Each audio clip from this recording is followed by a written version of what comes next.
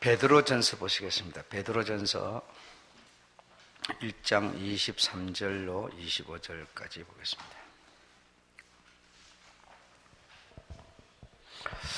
다 같이 읽어보도록 하겠습니다. 시작. 너희가 거듭난 것이 썩어질 씨로 된 것이 아니요 썩지 아니할 씨로 된 것이니 하나님의 살아있고 항상 있는 말씀으로 되었느니라. 그러므로 모든 육체는 풀과 같고 그 모든 영광이 풀의 꽃과 같으니 풀은 마르고 꽃은 떨어지되 오직 주의 말씀은 세세토록 있도다 하였으니 너희에게 전한 복음이 곧 이 말씀이니라. 아멘. 오늘 지난 시간에 이어서 중국 역사에 대해서 좀 더 얘기를 나누도록 하겠습니다. 지난 시간에 소호라고 하는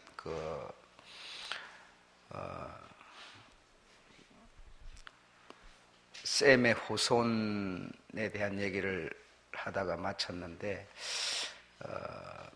요동에 있던 소호가 자기가 세운 나라를 뒤로 하고 산동으로 왔다고 그랬죠. 산동으로 오는 그 발걸음은 왜 오게 됐는가 하면 금빛 나라의 파수꾼으로 온 것이다 라는 겁니다. 다시 말하면 이 셈이 항상 고향을 떠나는 그런 사람이었지만, 그러나 이 중국 북방에 와서 자리를 잡고 나서는 동생 아우들이 길을 떠났다고 그랬습니다. 그래서 형이 그곳에 있게 하고 동생들이 길을 떠나게 되는데, 그래서 그 동생들이 중국 대륙으로 들어오게 된 겁니다. 그래서 소호라고 하는 이 성은 김천이다 그래요. 김천. 김씨 성을 가진 천이다. 그래 금으로 표현이 되는데 그 서쪽을 의미한다 겁니다. 서쪽 이 소호의 성은 김천이라 해가지고 서쪽을 의미하는데, 이 서쪽 하늘을 지킨다고 하는 그런 뜻으로 김천이라고 하는 성을 가지게 됐다. 그래서 이제 서쪽에 파견된 동방족의 감독 또는 후원자였다, 이렇게 기록하고 있습니다. 요라고 하는 지도자와 함께 이 중국으로 넘어온 이 일행들이 서쪽으로 떠나오면서 동방에 남아있는 다시 말하면 장자는 심히 불안했던 겁니다. 이들이 이쪽으로 가서 저들이 여기에 원래 우리가 떠나오면서 가진 그 사상으로 살지 않을 가능성이 많은 것을 느끼고, 그래서 이 소호를 파송하는 것이죠. 소호를 파송해서 이들을 후원하게 하고 감독하게 하고 하는 이런 일을 하게 했다 이겁니다. 이런 일을 하게 했다.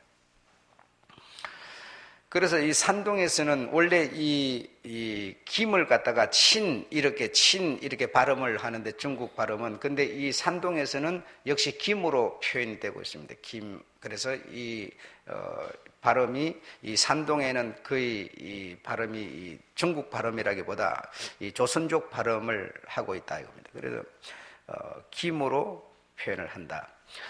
삼국사기에 보게 되면 신라에 김유신이 있는데, 김유신이 소호 김천씨의 후손이다, 이렇게 비석에 그 이름을 기록해놓고 있죠. 새겨놓고 있죠. 그러나 이 김유신은 소호의 후손이다. 신라의 김유신이 그렇다는 겁니다. 그래서 김유신은 가야왕의 후손이었죠. 자손으로서 김씨가 원래 김씨가 어디서 발생했느냐면 이 소호로부터 발생한 김씨였다 이겁니다. 그래서 이 함과 야벳이 이 형제가 이 형을 이제 아사달에 남겨놓고 넘어왔을 때 형제들이 이걸 서쪽으로 왔는데, 이 요라고 하는 이 사람은 야벳 후손으로서 상당히 진취적이고 도전적인 그런 성질을 가졌다. 가져서 이 이 서쪽으로 내려왔는데 내려와가지고 이 남쪽 남방을 다스리기가 상당히 힘들었던 것 같아요. 그래갖고 남방을 아마 다스리고 관리하기가 힘이 들었던지 아마 상당히 이 어려움을 많이 겪었다. 이 요라고 하는 그 지도자가. 그래서 이제 그 어려움을 겪는 그 상황을 이 소호가 함께 후원하고 도움으로써 그 어려움을 벗어날 수 있도록 그렇게 한 것 같습니다. 그래서 중국 그 고대 역사의 기록에 보게 되면 해가 10개나 생겨나서 곡식이 없어졌고 많은 괴물이 생겨서 백성을 괴롭혔다. 그렇게 기록하고 있습니다. 이 말은 남방에, 이 중국 남방에 이 상당히 해가 10개나 생겼으니까 얼마나 잘난 사람이 10명 이런 뜻이죠. 그러니까 굉장히 이 혼란스러움을 말하는 것이다. 그리고 이단, 다시 말하면 이단이 많이 생겨났다라는 얘기죠. 그러니까 혼란스러운 이단이 많이 생겼다. 그러니 그 상황을 수습하기가 이 요라고 하는 이 지도자로서는 상당히 어려움을 많이 겪었다라는 겁니다. 그래서 어려움을 많이 겪는데 이 소호, 이 셈의 후손, 이 파견된 이 금빛 나라의 이 파수꾼 이와 함께 이 아마 어려움을 아마 극복해낸 것 같습니다. 중국 고대사에는 보면 두 문화권이 있는데 첫째는 앙소 문화권, 두 번째는 용산 문화권이 있는데 앙소 문화권은 함과 야벳 문화권입니다. 그러니까 이 동생들이 사는 문화, 이걸 보고 앙소 문화. 그리고 용산 문화는 지금 이 동생을 도우러 내려온, 후원하러 내려온 호소 문화권, 소호의 그 문화권을 이 용산 문화권이다 이 말이죠. 그러니까 용산 문화권은 다시 말하면 여호와 하나님을 섬기는 그런 문화였죠. 그런데 함과 야벳이 이 앙소 문화를 가진 것은 인본주의적인 문화, 다시 말하면 하나님을 섬기는 그 문화에서 좀 벗어난 문화, 그런 문화권, 두 문화권이 있었다. 그래서 이제 이 요가 후손 이 순에게 자리를 물려주게 되는데 이 순은 어떤 업적을 남겼는가 하면 중국 항하강이 범람하는데 그 범람하는 항하강을 수습했다. 그래서 그걸 굉장히 크게 인정을 받아가지고 이 순이 요의 자리를 물려받게 됩니다. 그래서 순의 이 자손 우라고 하는 이 순에 다시 그 후계 자리를 물려받는 우가 있는데 이 우가 장수사자로부터 근간 옥첩을 받았다. 그래. 장수사자는 그러면 누구냐? 동이족 출신의 지도자. 이 셈이 동이족인데 셈의 그 후손 동이족으로부터 이런 근간 옥첩을 받았다 이렇게 되어 있습니다. 그래서 이 동이족 출신 지도자, 그러니까 셈족이죠, 셈족. 그래서 당군의 아들 불루였다. 불루가 장수사자다 이렇게 되어 있습니다. 그러니까 당군이 이 조선의 시조라면 조선은 다시 말하면 셈의 후손이다라는 것이 여기서 증명이 되는 것이죠. 그래서 이 당군의 아들 불루로부터 다시 말하면 장수사자로부터 근간 옥첩을 받았다. 그래서 이 우가 이제 대륙을 다스리게 되는데 상당히 잘 했던 것 같아요. 그래서 이 우가 동방 지도자 이 형님 셈계의 그 곳을 방문해가지고 가르침을 받는다. 가르침을 받는데 어떤 가르침을 받느냐? 역법, 절기 이런 모든 것을 동방족 절기에다가 마치게 되는 겁니다. 그러니까 다시 말하면 이 중국 거대한 대륙이 전부 동방족의 절기를 따랐다라는 얘기죠. 예. 뿐 아니라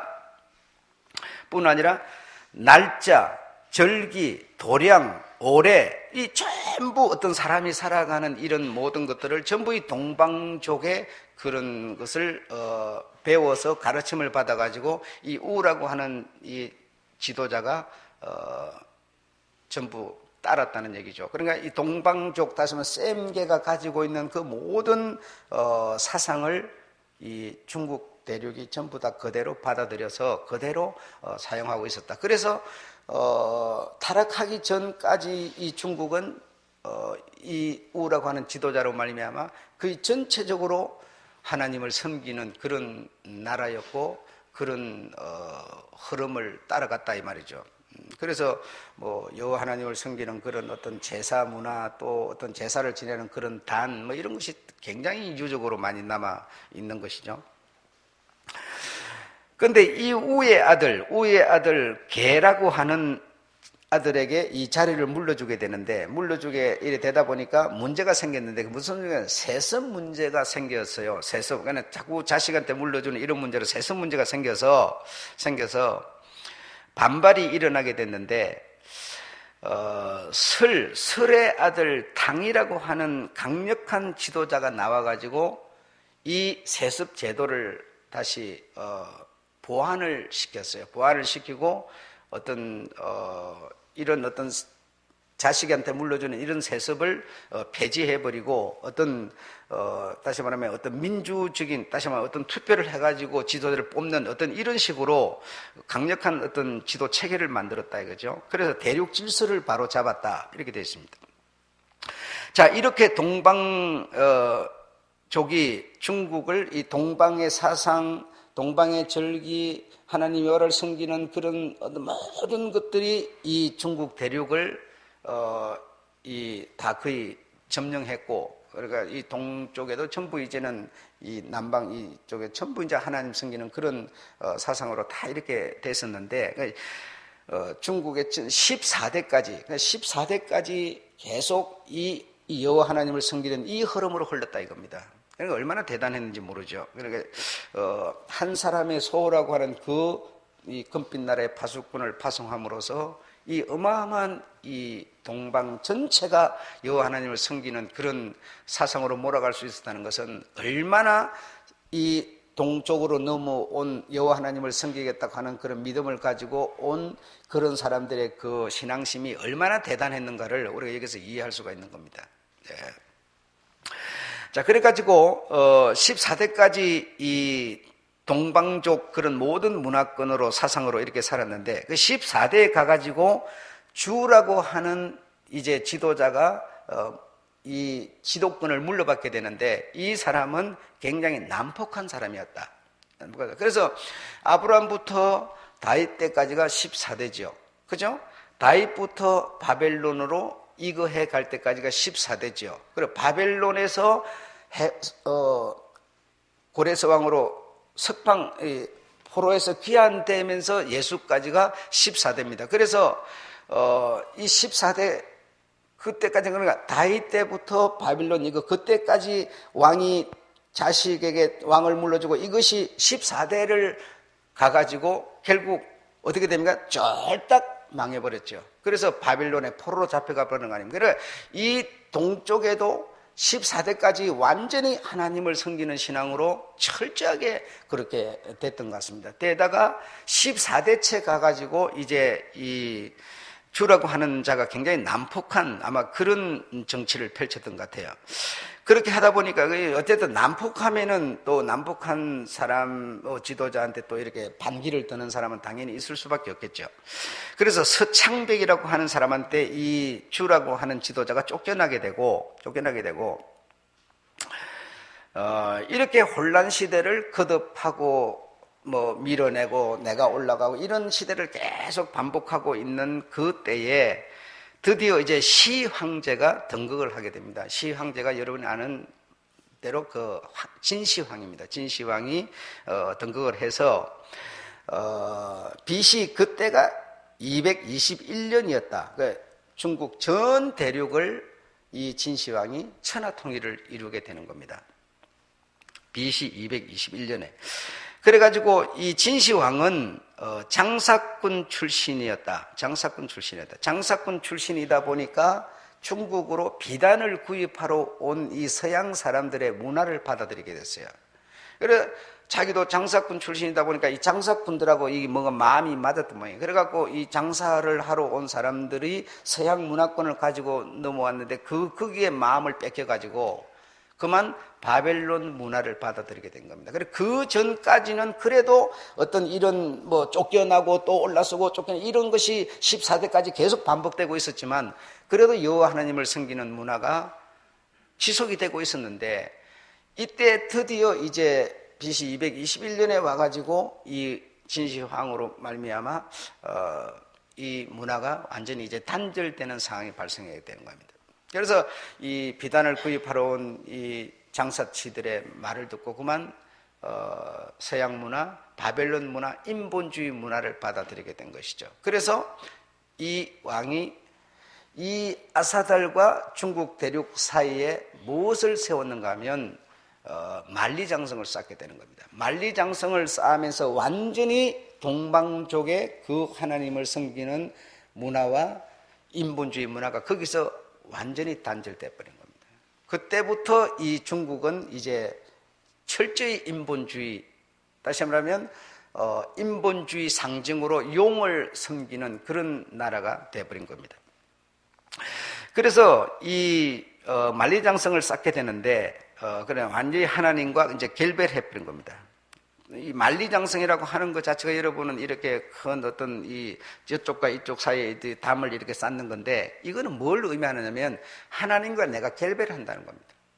그 만리장성을 여러분 들을 때, 야, 여러분 상상을 초월하죠. 그 만리장성 쌓은 그런 거, 어마어마한 돈이 들어가고 인부가 들어가고 수많은 사람이 시체로 죽거나 이 어마어마한 이 탑을 쌓는 그 너매는 전부 하나님을 섬기는 사람들이고 이쪽에 이제 자기네들도 그런 사람들이었지만 이 담을 쌓음으로써 오고 가고도 못하고 이제는 완전히 하나님에게서 떠나버리는 그런 사람이 된 거예요.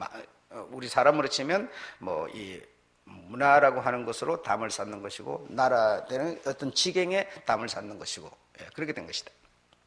만리장성 이렇게 여러분이 들을 적에는 뭘 생각해야 되느냐? 하나님의 문화를 이 중국은 거부하고 이제는 이별한 것이다. 이렇게 이해를 하셔야 됩니다. 자, 그래서 이 진시 왕이 그 비단을 구입하러 온 장사치들로 인해서 음란 문화, 바벨론 문화, 이 용의 문화를 인본주의 문화를 받아들임으로써 이제 자기 그 황제 자기의 어떤 상징으로 용을 이제 중국의 어떤 상징의 그 상징으로 삼게 된 것이다 이거죠. 근데 이 진시황이 또 한 게 뭐냐면 그 산동 출신의 곡부 출신 공자가 하늘 도리를 전하는 그런 책, 또 하늘 도리를 전하는 그런 사람이 있는데 그걸 전부 거두어 가지고 불살라 버렸습니다. 그러니 왜냐하면 하늘 도리니까 이거는 우리하고는 이제 결별하는 거죠. 하나님과 우리는 결별하는 사람이니까 전부 불살라 버리고 이렇게 했다. 그렇게 하면서 무엇을 이 사람은 즐겼느냐? 향락과 술을 즐겼다. 향락과 술을 즐기는 사람이었다. 그러면서 영원히 자기는 황제로서 죽지 않는 이런 사람이 되려고 하는 그런 꿈을 꾼 사람이다. 그래서 이 산동에 이 중심을 둔 소호의 그 금빛 파수꾼은 이제 중국의 이 시 황제로 말미암아 정권이 완전히 바뀌어버린 것이죠. 다시 말하면 신본 하나님을 섬기는 신앙에서 전부 인간이 주인이 되는 그런 사상으로 완전히 바뀌니까 어떻게 되겠습니까? 하나님을 섬기는 사람들은 견딜 수가 없죠. 쫓겨날 수밖에 없죠. 그러니까 점점 밀려나가지고 소호는 어디까지 내려가게 되느냐. 다시 말하면 소호의 그 집계손들 하나님을 섬기는 사람은 어디까지 밀려내냐. 계속 밀려내려가가지고 드디어 가야를 건설하게 되는 겁니다. 그리고 가야에서 김시성을 가진 김가들이 나오는 가야 왕이라든지 김유시라든지 이런 그때가 이제 221년에서 이 시 황제가 정권을 잡아가지고 뭐죠? AD 42년에 가서 드디어 이 가야를 건설하게 되니까, 그러니까 그 대륙에 하나님을 섬기던 사람들이 살다가 이 정권이 바뀌고 전부 이제 하나님 섬기는 사람들과 결별을 해버리니까 살아남을 수가 없죠. 그거 있으면 뭐 죽음밖에 없으니까. 그래서 점점 남방으로 밀려가서 드디어 이제 가야가 건설되게 되는 것이었다는 겁니다. 진시황이 이 만리장성을 쌓으면서 자기는 향락과 술을 즐기고 영원히 죽지 않는 이 불사조 같은 그런 황제가 되려고 그렇게 했어요. 그렇게 하다 보니까 이게 또 마음에 안 드는, 이걸 불쾌해하는 사람이 있었는데 만리장성에 동원된 유방이라는 사람이 결국 진시황을 몰아내게 됩니다. 진시황을 몰아내고 야벳 자손인 지금도 그래서 한족이 중국 전체를 거의 다 본토 한족을 다 지배하고 있고 있는데, 그 한이라는 지도자가 나와서 중국을 다시 이제는 다스리게 됩니다. 이때가 이제 202년이다. 자, 이때가 언제인가 하면 서양에서는 헬라가 서양의 전체적인 주도권을 가지고 있다가 헬라가 무너지면서 로마라고 하는 대제국이 세워지기 위한 기초를 쌓아가고 있는 시기와 이 진시황이 물러나고 유방이 다시 정권을 잡는 그 시기와 맞물려 있었다 이거죠. 그래서 지금 서양에서는 로마 제국이 지금 이제는 세계 주인으로 드러나고 있었고, 또 이쪽에서는 진시황의 문화가 무너지고 있었다. 자, 그런데 이런 얘기를 들으면서 지금 또 서양 쪽에서 다윗부터 바빌론 이것까지 아버지의 자식이 또 왕이 되고 이렇게 계속 손이 바뀌면서 뭡니까? 오늘 우리가 읽은 것과 같이 뭐라 그랬어요? 모든 육체는 풀과 같다. 그 영광은 풀의 꽃과 같다. 풀은 말고 꽃은 떨어지되 오직 주의 말씀은 영원하다. 그러니까 아무리 내가 잘하려고 하더라도 잘하는 것을 시기하는 사람이 있고, 내가 오래 살고 싶더라도 오래 살 수 없는 것이고, 그러니까 모든 사람은 이렇게 계절 따라 바뀌는 것이죠. 그래서 계속 암흑시대가 서양이나 동양이나 계속 암흑시대가 계속 지속되는 것이죠. 가장 어두운 시대가 됐을 때 드디어 예수가 이 세상에 등장했던 겁니다. 그 예수는 다시 말하면 하나님은 빛이셨다는 것이죠. 빛으로 세상에 오셨죠. 또 표현하기를 소금으로 오셨다고, 빛으로 오셨다고 그러죠. 그 빛이 등갱이에 드러난다는 것은 빛을 갖다가 이 등갱 밑에다 감춰놓으면 무슨 빛이 비치겠어요. 그래, 빛을 등갱 위에다 올려놔야 된다. 그래서 올려놓는다는 것은 무슨 얘기인가 하면, 그가 온 세상에 빛으로 와가지고 어두움밖에 없는 곳에 빛을 비춰줘야 되는 것이죠. 빛으로 왔으니까. 그 비춰주는 게 뭐냐면 30년에 일어난 사건이었어요. 30년에 일어난 사건이 뭡니까? 십자가의 죽음이었다 이거죠. 그러니까 빛이라고 하는 게 뭐냐? 그는 죽음으로 온 동서양의 어두움 암흑시대에 빛을 비춰준 것이 뭐냐면 죽음이었어요, 여러분. 죽음. 빛이라니까 무슨 선하게 살고 이런 얘기를 하고 있는 게 아니세요. 그러면 암흑, 동양이나 서양이나 전부 이제 완전히 이쪽에 이 셈의 후손들, 그렇게 오랫동안 진짜 투철한 신앙을 가진 자들, 하나님을 섬기기 위해서 그 메소포타미아를 떠나서 이 동쪽으로 땅끝까지 온 이들의 신앙은 정말 산을 넘고 강을 넘고 오면서 죽고 태어나고 이런 모든 과정을 거치면서 온 이들까지도 결국은 세월이 흐르면서 풀처럼 꽃처럼 마르고 시들고 하더니 완전히 뭐가 되세요? 암흑시대가 되어버렸죠. 이 조선에는 불교라고 하는 것이 완전히 뒤집어 버렸고, 중국에는 뭡니까? 인본주의 용의 문화가 다 뒤집어 버렸고, 인도에는 힌두 문화가 다 뒤집어 버렸고, 하나님은 완전히 이제는 쓸 곳이 없어져 버렸죠. 암흑시대가 돼버렸죠. 그래, 암흑시대라는 게 여러분 무슨 어두운 세상이다, 뭐 불이 없는 세상, 이런 얘기가 아닙니다. 인본주의 문화를 가지고 무엇보다도 찬란한 문화를 피우고 있는 거예요. 인도가 그 당시 핵무기를 가질 정도로 발전된 나라인데, 중국도 지금 여러분 핵무기를 가지고 온 세계를 지배할 수 있는 그런 빛을 가진 나라인데, 그 암흑시대라는 게 어둡다 이런 얘기가 아닙니다. 여러분에게 신앙이 없다면 여러분이 그러면 암흑이지만 여러분이 그렇다고 세상을 보는 눈이 없습니까? 다 있어요. 중요한 것은 내게 빛이 있느냐 없느냐의 얘기지, 우리가 세상을 사는데 보지도 못하고 듣지도 못한다 이런 뜻이 아닙니다. 예. 그 주님이 올 그때는 하나님 신앙이 아닌, 하나님의 빛을 가진 것이 없는 세상적으로 가장 찬란한 문화를 꽃피우고 있는 시대였다.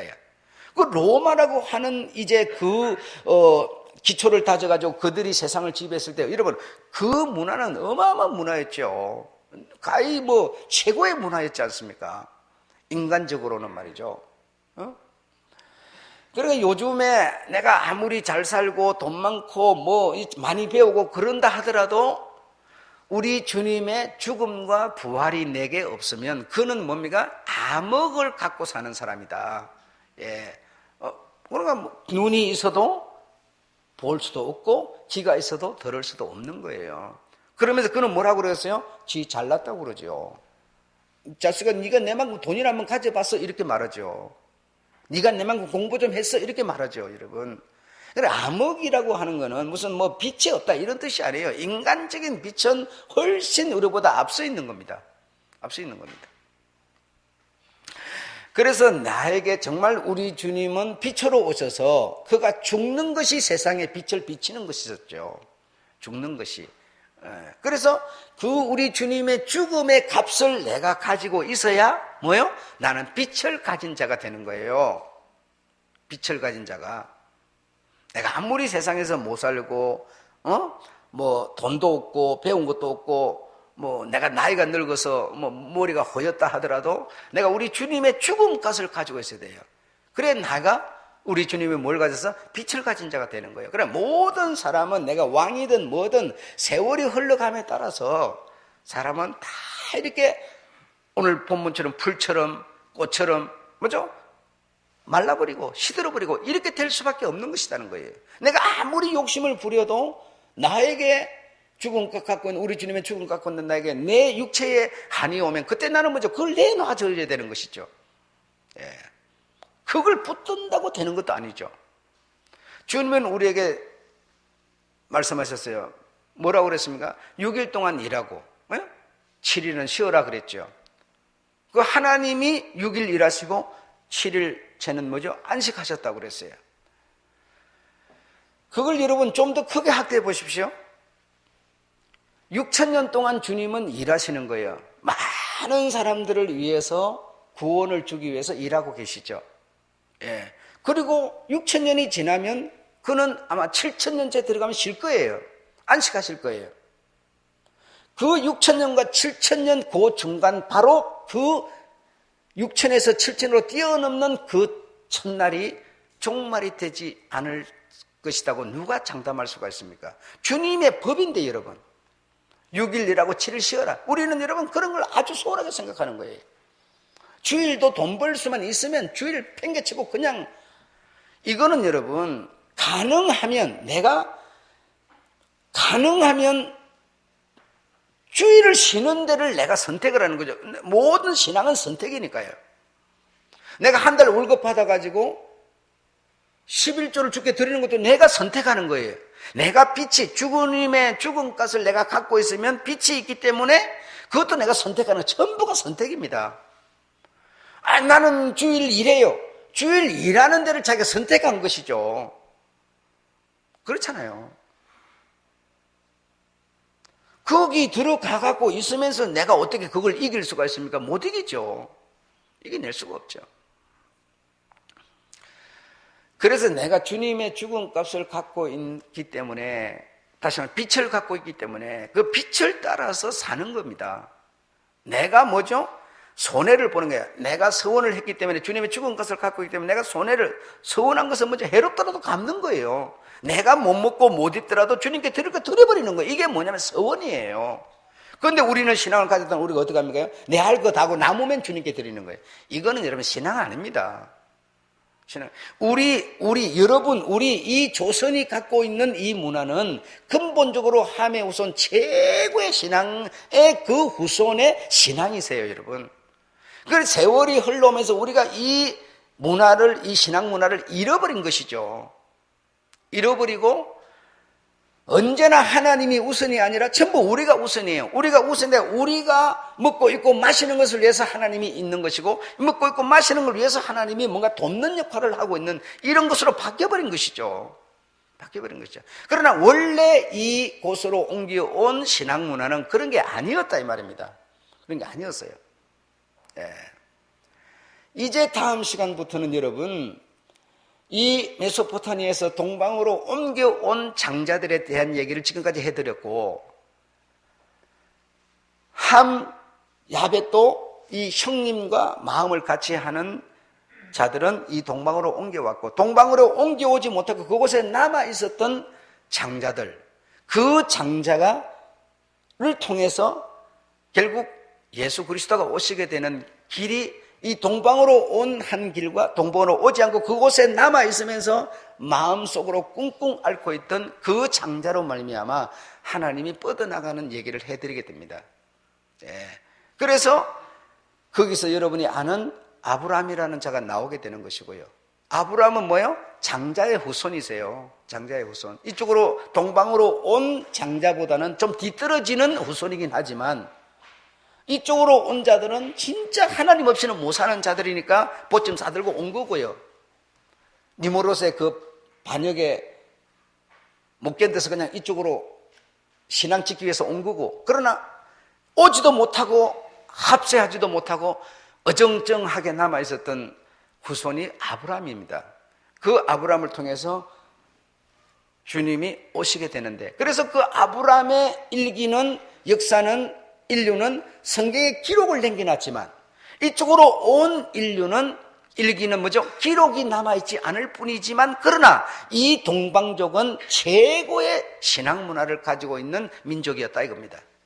우리는 이 조선은 특히 유난히 더 셈의 후손으로서 가장 신앙에 특출한 믿음의 사람들이었다 이겁니다. 그런데 한 2000년이 흐르면서 죽고 태어나고 계속 손이 바뀌면서 오늘날에 우리가 신앙은 가졌다라고는 하지만, 그러나 이 신앙이 다 인본주의 신앙으로 바뀌어버렸다는 겁니다. 나를 위한 신앙으로 바뀌어버렸어요. 내가 그를 위해서 목숨을 드리고 충성을 드리고 헌신을 드리는 신앙이 아니라 이제는 나를 돕는 하나님으로 만들어져 버렸어요. 돕는 하나님으로. 그래서 세상의 빛으로 오신 주님, 그는 죽음이라고 하는 것으로 세상에 빛을 비추셨는데, 그분이 비친 빛은 여러분 2000년이 흐른 오늘까지도 과연 우리에게 신앙이 남아 있을 수 있도록 어마어마한 빛으로 우리의 영혼을 파고 들어와 준 거예요. 성령이라고 하는 하나님으로 내 영혼 속에 파고 들어와 가지고 지금 이런 세상 문화가 판을 치는데도 신앙이 지켜져 나가고 있다고 하는 것은 얼마나 우리 주님의 빛이 강력한 빛이셨는가를 우리가 여기서 이해할 수가 있는 겁니다. 예. 이런 문화 속에, 이런 찬란한 인본주의 문화 속에 우리가 살고 있으면서 그래도 신앙을 지켜나가고 있는 것은 여러분의 의지 아닙니다. 여러분 잘나서 절대로 아니세요. 내가 나를 가만히 한번 돌아봐 보세요. 내가 가진 의지로, 여러분 이렇게 잘난 사람들도 팡팡 나가 떨어졌는데 내가 무슨 능력으로 내 신앙을 지킨다 생각합니까? 아닙니다. 주님의 뭐요? 죽음과 빛이라는 게 내 영혼 속에 들어와서 그것이 지금 나를 그나마 지켜나가게 만들고 있는 겁니다. 내 노력도 아니고 여러분, 내 능력도 아니세요. 아니세요, 여러분. 정말 우리가 이 신앙 속에 그래도 붙들려 있고 6000년을 주님은 사람들의 영혼을 구원하는 일을 하시고 7,000년 들어가면서 안식하는 그 시간 안에 우리가 참 운 좋게도 들어있음으로써 오늘 우리가 우리 돼 있는 거예요. 네. 그래서 이 생이 닿으면 우리는 우리 주님의 나라에 가서 뭘 한다고요? 안식하게 되겠죠. 이렇게 된 것이 뭐요? 썩어져, 못 써져, 없어져 버리는 그런 시가 아니고 하나님의 살아있는 뭐요? 말씀으로 됐다는 거죠. 그럼 우리 주님 죽음 값을 가진 주님의 그 빛이라는 것은 내 영혼 속에 뭘 갖고 들어왔다는 건가? 썩어지지 않는 말씀을 갖고 들어왔다는 거죠. 말씀을 가지고 들어와서 나로 하나님의 자녀되게 해주셨다는 거죠. 이것이 뭐라고요? 내가 너에게 전하는 복음이다. 이 복음은 즉 뭐다? 말씀이다라는 것이죠. 말씀이다. 지난 3일 전에 여러분에게 말씀드렸는데 우리가 읽는 이 성경이라는 것이 자세히 읽어보면 뭐가 없다고 그랬어요? 해답이 없다고 그랬죠. 해답이 없다. 그럼 해답은 어떻게 찾아야 돼요? 저쪽에 흩어져 있는, 숨어 있는 것을 뽑아다가 건져다가 지금 읽는 것과 맞춰봐야만 거기서 뜻이 나오고 길이 나온다는 거예요. 그런데 우리는 전혀 그런 생각 안 했잖아요. 어느 구절인데도 뽑아갖고 읽으면 뭐요? 다 이게 하나님의 뜻이라고만 생각하는 거예요. 그래서 저기 흩어져 있는 거, 여기 흩어져 숨어 있는 것을 찾아내는 거는 뭐라고 그랬어요? 내 힘도 노력도 IQ도 아니고 오직 하나님으로만 가능한 것이다. 당시 주님이 오셔가지고 빛을 쫙 비치고 있는데 그 잘난 사람들이 그걸 보고 아무도 몰랐어요. 예레미야다, 선지자다, 선지자 중에 하나다, 온갖 이런 소리 다 했죠. 그런데 하나님이 베드로에게 저는 하나님의 아들 예수 그리스도다. 그래 주님이 뭐라고 딱 정답을 말하니까 주님께서 말씀하시기를 이는 네 실력이 아니다 그랬지요. 하늘에 계신 내 아버지께서 너에게 가르쳐 주신 것이다. 아버지께서 우리에게 가르쳐 주지 않고 아버지께서 영으로 성령으로 우리의 영혼 속에 말씀을 담아주지 않으면 우리 힘으로는 안 된다는 얘기죠. 내가 성경을 백독을 한다고 해서 비밀이 보이는 게 아니란 얘기죠. 간신히 우리는 얻어먹는 이삭죽기처럼 우리가 예수를 믿게 된 줄로 알고 있지만 원래 우리 민족이 이 지역이 근본적으로 하나님을 섬기는 지역이었고 민족이었고 후손이었습니다. 우리의 조상은 바로 하나님이시라는 겁니다. 누구보다도 특출한 믿음의 사람들이었다는 거예요. 이런 것을 이해하면서 정말 내게 와 있는 이 빛의 값, 죽음의 값, 이거는 바로 우리 주님의 그 등갱 위에 비치는 빛이 바로 내 영혼 속에 와서 나로 살게 하고 있다는 것을 이해하시기 바랍니다. 우리가 현대에서 너무 이 먹고 있고 마시는 거, 이 인본주의적인 문화, 이것이 참 소중하죠. 이게 육체인데 이 육체가 바로 그런 것과 같은 건데 이 육체가 참 소중하죠. 육체가 여러분 상처를 입으면, 육체가 고통을 받으면 어떻게 영혼도 같이 고통을 받는 거죠. 그럼 먹을 거, 입을 거, 마실 게 없으면 영혼도 함께 고통을 받는 거죠. 육체가 고통을 받는데 영혼만 평안할 수가 있습니까? 그럴 수 없죠. 이 인본주의 문화, 이 육체는 정말 중요한 것이지만, 그러나 먼저가 무엇이고 후가 뭔지는 우리가 분명히 뭐죠? 이 결정, 선택은 우리가 해야 되는 것이다. 그래서 주님이 말씀하시는 이 성경은 6,000년, 1,000년 들어가서 6일 일하고 7을 말하고 있는 겁니다. 7을 말하고 있는 건데, 그럼 지구가, 목사님, 그럼 6,000년밖에 안 됐다는 소리요. 6억 년 됐는지도 모르겠어요. 60억 년 됐는지도 모르겠어요. 그러나 성경은 지금 뭘 말하고 있느냐? 하나님과 사람이 관계를 시작한 때부터 타이밍 딱 태압 돌려가지고 출발시켜버린 것이다 이거죠. 그 전에는 뭐가 있어도 상관없어요, 여러분. 하나님이 관계 안 했을 때는 아무 상관없어요. 이 세상에 아무리 사람이 많지만 저 여자와 내가 이 남자 뭐 이렇게 딱 만나서 딱 서로 만나서 손 악수하고 뭐 결혼하고 해야 그 사람의 역사가 시작되는 것이지, 한쪽 짝으로는 여러분 의미가 없다는 거예요. 하나님이 인간을 딱 만나서 출발 땅 한 그때부터 우리 주님은 7천을 얘기를 하고 있는 거예요. 그래서 세상 인본주의가 갖고 있는 것은 뭐 수십억, 60억 년, 70억 년 그래도 6천 년을 빼놓은 그 이상의 시간들은 아무 우리 인간과는 사람의 관계가 의미가 없다는 겁니다, 여러분. 시간이 얼마가 흘렀던 그것이 우리에게 중요치 않아요. 주님은 어쨌든 이 6천 년을 일하시고 7천 년째는 쉬겠다는 거예요. 예. 그래서 이런 것을 축소시켜서 6일 일하고 7일 쉬어라. 이거 쉬는 거는 뭐냐? 내가 선택하는 것이다, 이거는. 뭐 여러분이 뭐 어디 가는 거 아무도 잡지도 않고요. 가는데 하나님은 달을 분주로 놓지도 않아요. 전부 내가 영혼에 가진 빛으로 선택하는 것이다, 이거는. 이걸 뭐라 그러냐? 신앙이라 한다. 신앙이라 한다. 여러분 수요일날 나오는 것도 여러분이 선택하는 거지 누가 뭐 잡아 당깁니까요? 그거 아니에요. 여러분 영혼 속에서 여러분이 가진 그 죽음의 우리 주님의 죽음의 빛이 여러분을 이끌고 있을 뿐이죠. 그게 여러분이 이끌리는 것이죠. 그래서 주님 나라 이룰 때까지 아무쪼록 그 빛의 많은 이끌림을 받으시고 나를 위한 의지보다는 그를 위한 의지로서 나를 그분께 드릴 수 있는 그런 신앙이 여러분의 신앙이 되시기를 주 여러분 축원합니다. 네. 천하 없어도 아무리 욕심을 내어도 분을 욕심대로 되지도 않고, 왜? 꽂히고 풀이니까. 예. 반드시 시들고 말라버릴 수밖에 없는 게 우리 인생이니까. 그 주어진 시간 안에서 내가 멋진 선택을 하는 것이 우리가 신앙이라고 하는 것을 이해하시기를 주의 이름으로 축원합니다.